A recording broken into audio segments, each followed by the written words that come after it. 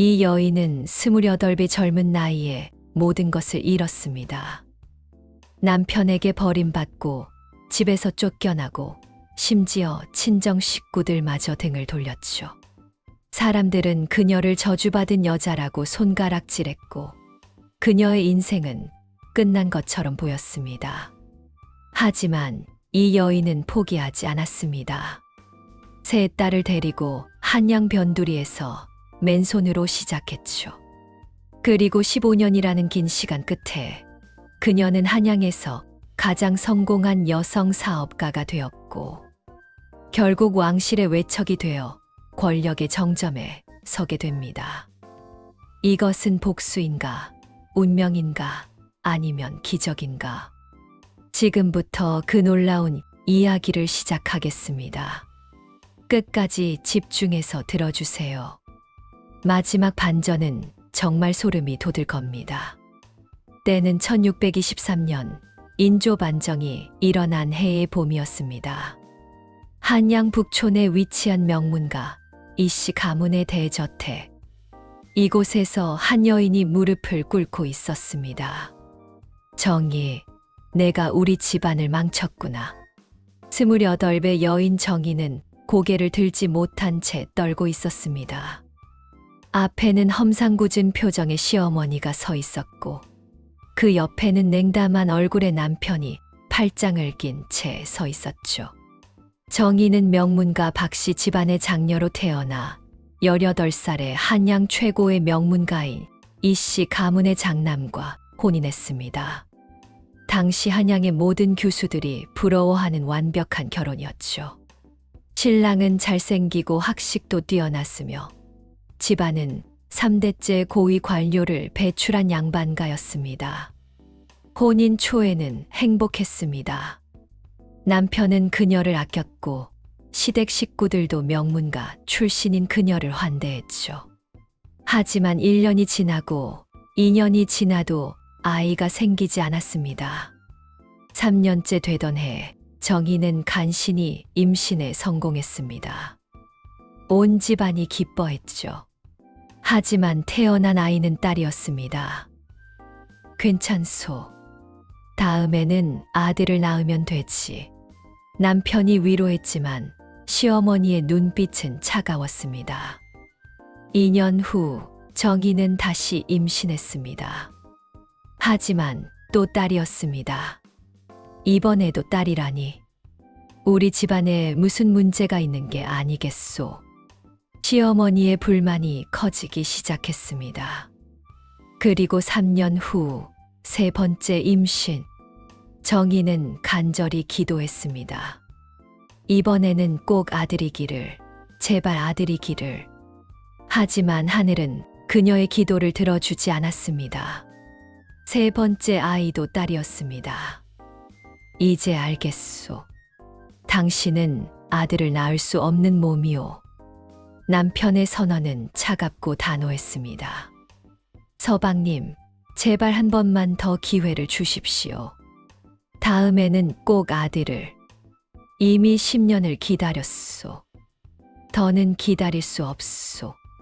나는 측시를 드리겠소. 조선시대의 아들을 낳지 못하면 그것은 여자의 죄였습니다. 특히 양반가에서는 더욱 그랬죠. 집안의 대를 잇는 것이 무엇보다 중요했으니까요. 정희는 눈물을 흘리며 애원했습니다. 서방님, 제발. 저를 버리지 마십시오. 하지만 남편의 마음은 이미 돌처럼 굳어 있었습니다. 한 달 후 남편은 한양에서 가장 아름답다는 기생 출신 여인을 측실로 들였습니다. 이름은 연화. 23세 젊고 아름다운 여인이었죠. 정희는 본처로서 측실을 맞이해야 했습니다. 그것은 마치 자신의 무덤을 파는 것과 같았습니다. 마님, 잘 부탁드립니다. 연화는 겉으로는 공손했지만 눈빛만큼은 도전적이었습니다. 그리고 정확히 1년 후. 축하하옵니다, 도련님. 옥동자이옵니다. 연화가 아들을 낳았습니다. 집안은 완전히 축제 분위기였습니다. 3일 동안 잔치가 열렸고 친척들이 모두 모여 축하했죠. 정희는 그 광경을 멀리서 지켜봐야 했습니다. 아무도 그녀를 찾지 않았습니다. 마치 투명 인간이 된 것 같았죠. 더 참혹한 일은 그 후였습니다. 정희, 이리 와보거라. 시어머니가 그녀를 불렀습니다. 네, 어머니. 앞으로 내가 본체에 있으면 측실 소생 아들에게 방해가 될 것 같구나. 별채로 거처를 옮기도록 해라. 어머님, 그게 무슨 말씀이십니까? 본체는 이제 연화가 관리할 것이다. 너는 내 딸들이나 데리고 조용히 별채에서 살아라. 알겠느냐? 정희는 하루아침에 본처에서 별채의 귀퉁이로 밀려났습니다. 집안 대소사에서 완전히 배제되었고 하인들조차 그녀를 무시하기 시작했죠. 저분이 본처 마님이야? 측실만도 못하네. 아들도 못 낳는 주제에 본처 행세를 하니 우습지. 하인들의 수군거림이 귓전을 때렸습니다. 정희는 세 딸과 함께 좁은 별채에서 살아야 했습니다. 식사조차 제대로 나오지 않았습니다. 어머니, 배고파요. 막내딸이 울먹이며 말했습니다. 조금만 참아라. 엄마가 뭐라도 구해올게. 정희는 하인들에게 사정해서 남은 밥이라도 얻어와야 했습니다. 한때 이 집의 안주인이었던 그녀가 말입니다. 그렇게 참담한 3년이 흘렀습니다. 어느 여름날 측실 소생 아들이 갑자기 병에 걸렸습니다. 심한 열병이었죠. 어서 의원을 불러라. 최고의 의원을. 집안이 발칵 뒤집혔습니다. 한양의 명의들이 총동원되었지만 아이의 병세는 점점 악화되기만 했습니다. 도련님, 제발 눈을 떠주세요. 연화가 아이를 끌어안고 울부짖었습니다. 하지만 아이는 결국 열흘 만에 숨을 거두고 말았습니다. 겨우 3살이었습니다. 집안은 초상집이 되었습니다. 남편은 미친 듯이 술을 마셨고 시어머니는 하루 종일 울기만 했죠. 정희도 슬펐습니다. 비록 측실의 아들이었지만 죄 없는 아이가 죽었다는 사실이 마음 아팠으니까요. 장례를 치르는 동안 정희는 매일 밤 작은 사당에 가서 아이의 명복을 빌었습니다. 하지만 이것이 그녀에게 씻을 수 없는 누명을 씌우는 계기가 되었습니다. 장례 닷새째 되는 날, 갑자기 이상한 소문이 퍼지기 시작했습니다. 본처 마님이 측실 아들을 질투해서 저주를 걸었다더라. 무당을 몰래 불러서 굿을 했다는 얘기도 있어. 그래서 아이가 죽은 거래. 저주받은 여자야. 완전히 근거 없는 헛소문이었습니다. 하지만 슬픔에 빠진 가족들은 분노의 대상이 필요했고 정희가 그 희생양이 되었습니다. 내가 내 손자를 죽였구나. 시어머니가 광기 어린 눈으로 정희를 노려봤습니다. 아닙니다, 어머님. 저는 절대 그런 짓을. 시침이 떼지 마라. 하인들이 다 봤다더라. 내가 한밤중에 아이 방 앞에서 중얼거리는 것을. 그건 아이의 쾌유를 빌던 것이었습니다. 거짓말. 내가 저주를 걸었기 때문에 우리 손자가 죽은 거다. 시어머니가 정희의 뺨을 세차게 때렸습니다. 정희는 바닥에 쓰러졌죠. 여보, 당신도 뭔가 이상하다고 생각하지 않소? 정희가 매일 밤 사당에 간 것이. 연화가 남편에게 속삭였습니다. 교묘하게 의심의 씨앗을 심는 것이었죠. 맞소. 이상했소도. 너무 자주 사당에 갔어. 남편마저 정희를 의심하기 시작했습니다. 서방님, 저는 정말 아이의 명복을 빌었을 뿐입니다. 닥쳐라. 내 같은 독부가 이 집에 있으면 우리 모두 죽는다. 시어머니가 소리쳤습니다. 당장 이 집에서 나가라. 내 딸들도 데리고 나가거라. 어머님, 제발 한 시즌 안에 짐을 싸서 나가지 않으면 내가 관아에 고발하겠다. 내가 저주로 아이를 죽였다고. 정희는 절망에 빠졌습니다. 관아에 고발되면 고문을 받고 죽을 수도 있었습니다.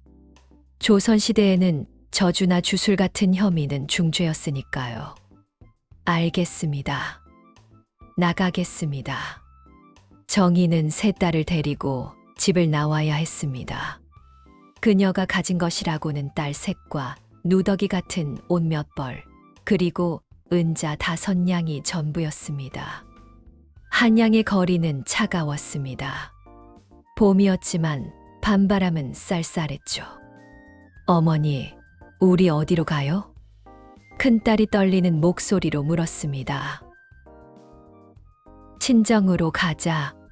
할아버지께서 우리를 받아주실 거야. 하지만 정희는 불안했습니다. 과연 친정에서 자신을 받아줄까?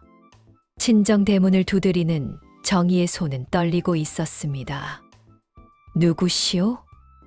하인이 문을 열고 나왔습니다. 나 정희다. 아버님을 뵙고 싶다. 하인의 얼굴이 굳었습니다. 잠시만 기다리십시오. 얼마 후 친정아버지가 나왔습니다. 하지만 그의 얼굴에는 반가움이 아니라 분노가 가득했습니다. 내가 여기는 왜 왔느냐? 아버님, 저희를 받아주십시오. 시댁에서 쫓겨났습니다. 뭐라고? 쫓겨났다고? 친정아버지의 얼굴이 새빨개졌습니다. 내가 시댁에서 무슨 짓을 한 거냐? 아버님, 저는 아무 잘못도. 닥쳐라. 온 한양이 떠들고 있다. 내가 저주로 아이를 죽였다고 우리 집안 명예에 먹칠을 하다니. 정희는 믿을 수 없었습니다. 친정아버지마저 자신을 믿지 않는다니. 아버님, 그건 모함입니다.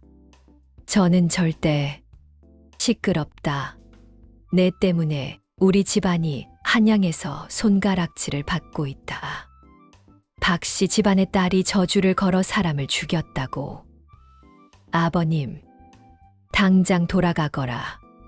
우리 집 문턱도 밟지 마라. 아버님, 제발. 아이들만이라도. 딸들은 아무 죄가 없습니다. 친정아버지는 새 손녀를 차갑게 내려다봤습니다. 저 아이들도 내 피를 받았으니 똑같다. 차라리 내가 태어나지 않았더라면 좋았을 것을.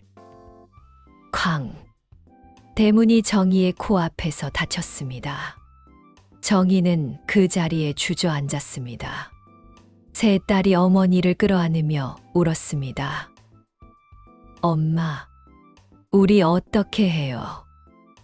괜찮아. 엄마가 있잖니. 하지만 정희 자신도 앞이 막막했습니다. 갈 곳이 없었습니다. 의지할 사람도 없었습니다. 그날 밤, 내 식구는 한양 외곽의 폐사에서 밤을 보냈습니다.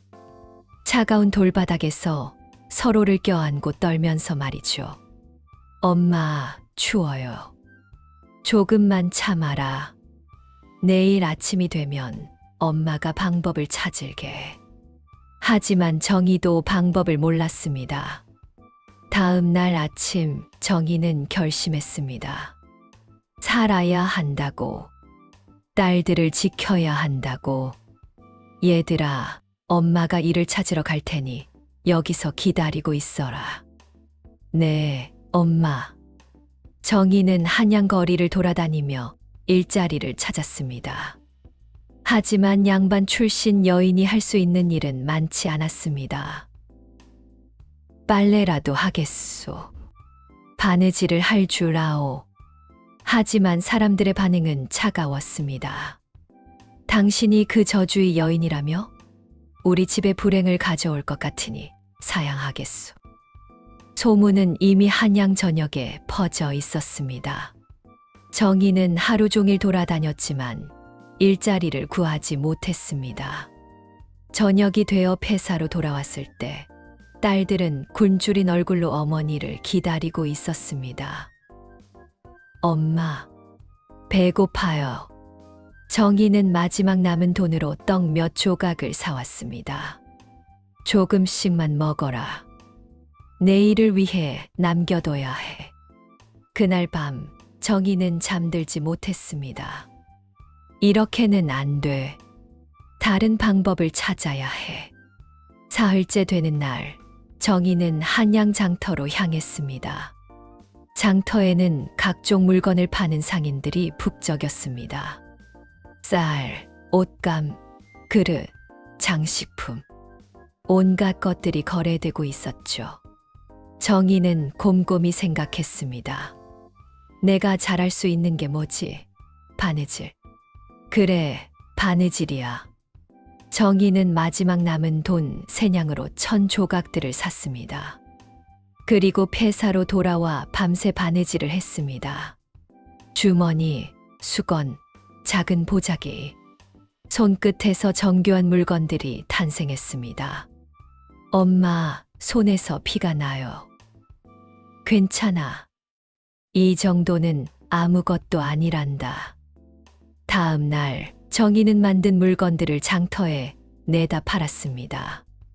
처음에는 사람들이 거들떠보지도 않았습니다.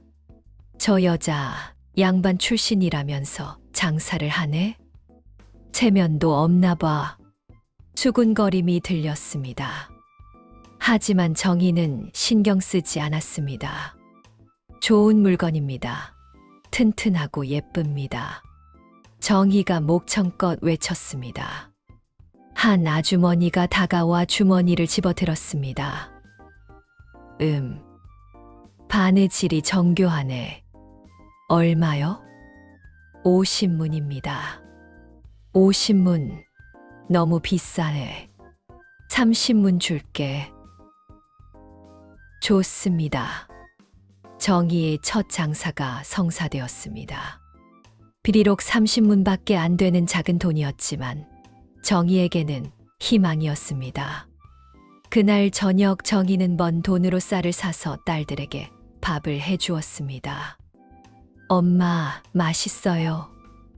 딸들이 웃으며 밥을 먹는 모습을 보며 정희는 다짐했습니다. 내가 반드시 이 아이들을 지켜낼 거야. 그렇게 정희의 장사가 시작되었습니다. 처음에는 하루에 몇십 문밖에 벌지 못했습니다. 하지만 정희는 포기하지 않았습니다. 그녀는 다른 상인들과 달랐습니다. 절대 속이지 않았습니다. 물건에 결함이 있으면 정직하게 말했고 약속은 반드시 지켰습니다. 이 아주머니 물건은 믿을 수 있어. 비싸긴 한데 값어치를 하더라고. 소문이 나기 시작했습니다. 그리고 정희의 바느질 솜씨는 정말 뛰어났습니다. 양반가에서 자라며 최고의 스승에게 배운 솜씨였으니까요. 한 달, 두 달, 조금씩 단골이 생기기 시작했습니다. 아주머니, 이번에는 2,000으로 보자기 만들어주세요. 며칠 후에 다시 올게요. 또 살아요.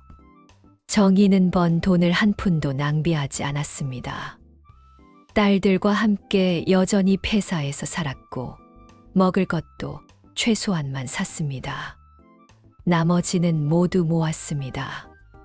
그렇게 1년이 지났습니다.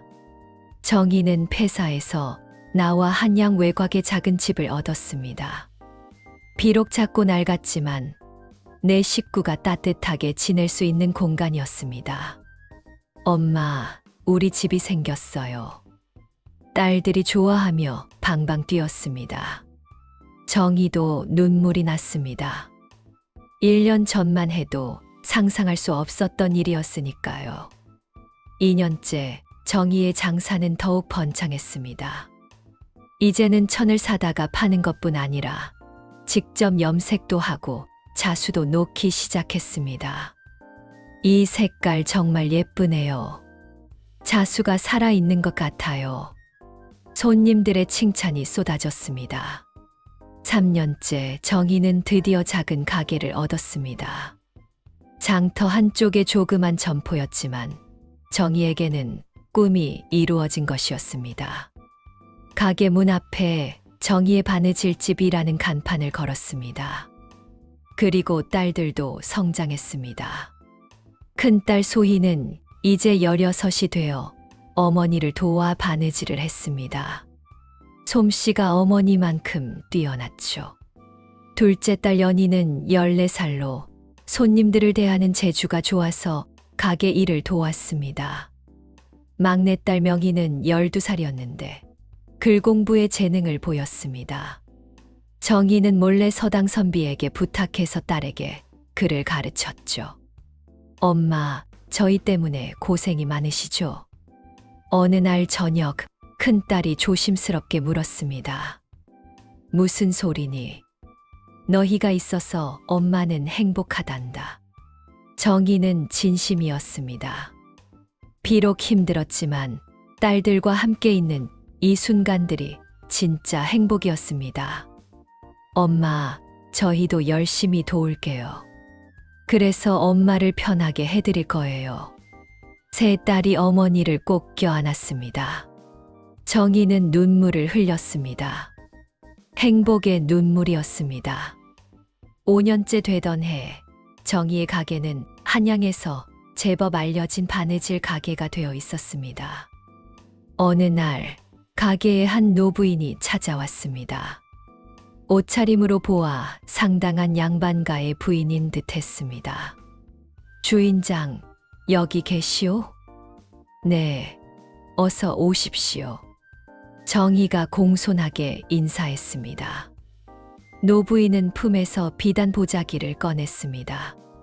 그 안에는 최고급 명주가 들어 있었죠. 이 비단으로 옷을 만들어 줄 수 있겠소? 물론입니다. 어떤 옷을 원하십니까? 내 손자 홀레복이요. 최고로 만들어 주시오. 돈은 걱정 마시오. 알겠습니다. 언제까지 필요하십니까? 보름 후까지요. 정희는 온 정성을 다해 홀레복을 만들기 시작했습니다. 밤낮으로 바늘을 들었습니다. 한 땀 한 땀에 정성을 쏟았죠. 비단에 술을 놓을 때는 마치 그림을 그리듯 섬세하게 작업했습니다. 학과 구름, 연꽃과 나비, 모든 것이 살아 숨 쉬는 것처럼 정교했습니다. 보름 후 완성된 홀레복을 본 노부인은 감탄을 금치 못했습니다. 이런 솜씨는 처음 보았소. 궁중상궁이 만든 것보다 뛰어나구려. 과찬이십니다. 아니요. 진심이요. 혹시 어디서 배우셨소? 궁중 침선 나인 출신이시오? 정희는 잠시 망설였습니다. 자신의 과거를 밝히고 싶지 않았으니까요. 그냥 어릴 때부터 배웠습니다. 노부인은 만족한 표정으로 돈주머니를 꺼냈습니다. 수고비요. 약속한 것보다 더 드리겠소. 주머니 안에는 은자 20냥이 들어 있었습니다. 엄청난 금액이었죠. 이렇게 많이 받으시오. 충분히 받을 자격이 있소. 노부인이 가면서 한마디 덧붙였습니다. 내가 한양의 귀부인들에게 당신을 추천하겠소. 기대하시오. 그 노부인은 알고 보니 영의정의 부인이었습니다.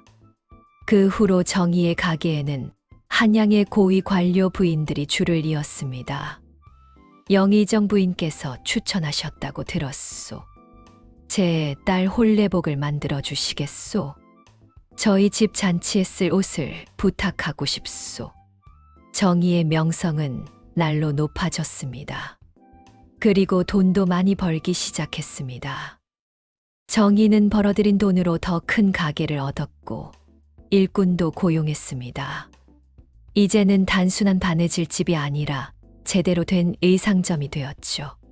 10년째 되던 해, 정희는 한양에서 손꼽히는 성공한 여성 장인이 되어 있었습니다. 그리고 세 딸도 혼인할 나이가 되었습니다. 큰딸 소희는 중인 출신이지만 능력 있는 역관의 아들과 혼인했습니다. 둘째 딸 연희는 성실한 상인과 혼인했죠. 그리고 막내딸 명희. 명희는 재주가 뛰어나 한양에서 소문이 났습니다. 글도 잘 쓰고 그림도 잘 그렸으며 음악적 재능까지 있었죠. 그 소문을 들은 한 양반가에서 정희를 찾아왔습니다. 제 아들의 배필로 따님을 맞이하고 싶소.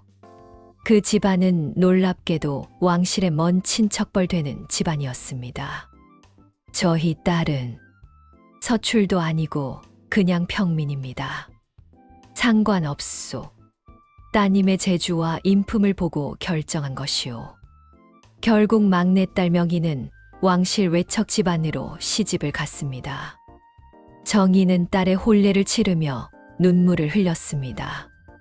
10년 전 거지 신세로 떨어졌을 때를 생각하면 꿈만 같았습니다.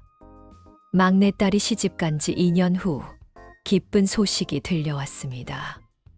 외할머니, 명희가 아들을 낳았대요. 정희는 얼른 사위 집으로 달려갔습니다. 어머님, 건강한 아드님이십니다. 작은 손자를 안아본 정희는 감격했습니다. 얘야, 참 예쁘구나. 그 아이의 이름은 준이었습니다. 준이는 자라면서 놀라운 총명함을 보였습니다.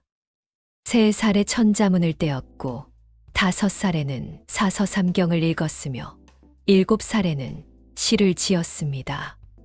그 소문이 왕실에까지 전해졌습니다. 그 아이를 궁으로 데려오라. 왕세자가 명령했습니다. 준이는 왕세자의 서연에 참여하게 되었습니다. 왕세자의 교육을 함께 받는 영광을 얻은 것이죠. 그리고 준이는 왕세자의 총애를 받았습니다. 두 사람은 나이가 비슷해서 친구처럼 지냈죠. 10년이 흘렀습니다. 왕세자가 왕위에 올랐고 준이는 그의 최측근이 되었습니다. 그리고 준이의 할아버지, 즉 정희의 사위가 고위직에 올랐습니다. 정희는 어느새 왕실 외척의 할머니가 되어 있었습니다. 외할머니, 궁중 행사에 초대받으셨어요. 준이가 기쁜 얼굴로 전했습니다. 나를 궁궐에? 네, 왕께서 외할머니를 뵙고 싶어 하십니다. 정희는 믿을 수 없었습니다. 궁궐 행사 날, 정희는 화려한 예복을 입고 궁궐로 향했습니다. 넓은 궁궐들에는 고위 관료들과 그 가족들이 모여 있었습니다. 정희가 자리에 앉으려는 순간이었습니다. 정희인가? 익숙한 목소리가 들렸습니다. 정희가 돌아보니 그곳에 늙고 초라한 한 남자가 서 있었습니다. 그것은 정희의 전 남편이었습니다. 수동. 정희는 그 이름을 입 밖으로 내뱉었습니다. 15년 만이었습니다. 수동은 이제 완전히 늙어 있었습니다. 머리는 반백이 되었고 얼굴에는 주름이 가득했으며 옷차림도 초라했죠. 정희, 정말 당신이요? 수동의 목소리는 떨리고 있었습니다. 정희는 대답하지 않았습니다. 수동이 다가오려 했지만 정희의 곁에 있던 호위무사가 막아섰습니다. 물러가시오.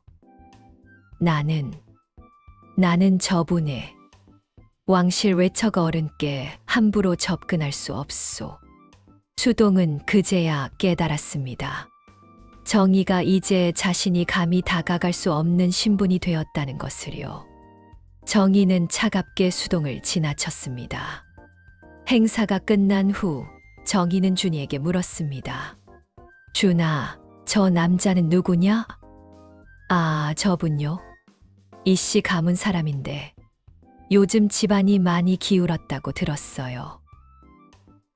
옛날에는 꽤 잘 사는 집안이었다는데 아들이 무능해서 재산을 다 날렸대요. 지금은 겨우 먹고 사는 정도래요. 정희는 묘한 감정을 느꼈습니다. 그날 밤 정희는 혼자 생각에 잠겼습니다.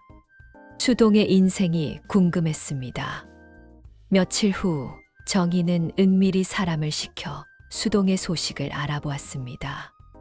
이씨 가문은 완전히 몰락했습니다.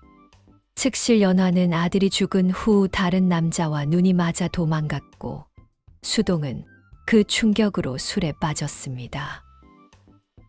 둘째 아들을 낳긴 했지만 그 아이는 재주가 없어서 과거에도 번번이 떨어졌습니다.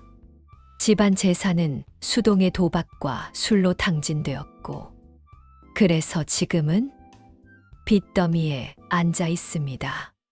집도 팔아야 할 처지라고 합니다. 정희는 복잡한 심정이었습니다. 이것이 복수인가? 정희는 복수를 위해 살지 않았습니다. 그저 딸들을 지키기 위해, 살아남기 위해 몸부림쳤을 뿐이었습니다. 하지만 결과적으로 그녀는 모든 것을 얻었고 수동은 모든 것을 잃었습니다. 마님, 저 남자를 어떻게 할까요? 그냥 두어라. 네. 평생 후회하며 사는 것이 더 큰 벌이다. 정희는 더 이상 수동에게 관심을 두지 않았습니다. 그로부터 5년 후, 정희는 이제 환갑을 맞이했습니다. 세 딸이 모두 모여 성대한 잔치를 열어주었습니다. 어머니, 축하드립니다. 손자, 손녀들이 절을 올렸습니다. 정희는 행복했습니다. 큰딸은 남편과 함께 무역업을 하며 부자가 되었고, 둘째 딸은 행복한 가정을 꾸렸으며, 막내딸은 왕실 외척으로서 존경받는 삶을 살고 있었습니다. 외할머니, 올해 제가 과거에 급제했어요. 준이가 기쁜 소식을 전했습니다. 그래, 정말 잘했구나. 모두 외할머니 덕분입니다. 외할머니가 어머니를 그렇게 훌륭하게 키우셨기에 제가 있는 거예요. 정희는 눈물을 흘렸습니다. 30년 전 그녀는 모든 것을 잃은 여자였습니다. 사람들은 그녀를 저주받은 여자라고 손가락질했습니다. 하지만 그녀는 포기하지 않았습니다. 맨손으로 시작했고 온갖 고난을 견뎌냈으며 결국 이 자리까지 올라왔습니다. 엄마, 큰딸이 다가와 어머니의 손을 잡았습니다. 우리를 버리지 않아 주셔서 감사해요. 엄마가 포기하지 않아 주셔서. 당연한 거란다. 너희는 엄마의 전부니까. 네 사람은 서로를 껴안고 울었습니다. 잔치가 끝나고 밤이 되었습니다. 정희는 혼자 마루에 앉아 별을 바라봤습니다. 살아남았구나. 나는 살아남았어. 그녀의 인생은 결코 쉽지 않았습니다. 배신당하고 버림받고 절망했습니다. 하지만 그녀는 일어섰습니다. 그리고 증명했습니다. 저주받은 여자가 아니라 가장 강한 여자임을. 에필로그. 정희는 70세까지 장수하며 증손자까지 보았습니다. 그녀가 세상을 떠나기 전 손자 준이에게 유언을 남겼습니다. 준아, 잘 들어라. 네, 외할머니. 세상은 공평하지 않다. 때로는 억울하고 때로는 절망적이지. 하지만 포기하지 마라. 내가 포기하지 않는 한 아무도 너를 쓰러뜨릴 수 없다. 명심하겠습니다. 그리고 진정한 복수는 상대를 해치는 게 아니라 내가 더 나은 사람이 되는 거란다. 정희는 평화롭게 눈을 감았습니다. 그녀의 장례식에는 수백 명이 모였습니다. 왕실 인사들, 고위 관료들, 한양의 상인들. 모두가 한 여인의 위대한 삶을 기렸습니다. 한때 저주받았다고 쫓겨난 여인이 왕실 외척의 조상이 되고 한양 최고의 성공한 장인으로 역사에 이름을 남긴 이야기. 이것이 바로 조선시대 최고의 역전 드라마입니다. 여러분, 어떠셨나요? 정의의 이야기는 우리에게 중요한 교훈을 줍니다. 첫째, 절망의 순간에도 포기하지 말아야 합니다. 정의는 모든 것을 잃었지만 딸들을 지키기 위해 일어섰습니다. 둘째, 진정한 복수는 상대를 해치는 것이 아니라 자신이 더 나은 사람이 되는 것입니다. 정의는 복수를 계획하지 않았지만 결과적으로 가장 완벽한 복수를 한 셈이죠. 셋째, 세상의 평가에 흔들리지 말아야 합니다. 사람들이 정의를 저주받은 여자라고 했지만 그녀는 자신의 길을 걸었습니다. 마지막으로 노력은 결코 배신하지 않습니다. 정의는 15년 동안 한 땀 한 땀 자신의 인생을 바느질했고 결국 아름다운 결과를 만들어냈습니다. 여러분의 인생에도 절망의 순간이 올 수 있습니다. 하지만 포기하지 마세요. 정의처럼 한 걸음씩 나아가다 보면 반드시 빛이 보일 것입니다. 이 이야기가 마음에 드셨다면 좋아요와 구독 부탁드립니다. 그리고 댓글로 여러분의 생각을 들려주세요. 다음에도 더 감동적인 이야기로 찾아뵙겠습니다. 감사합니다.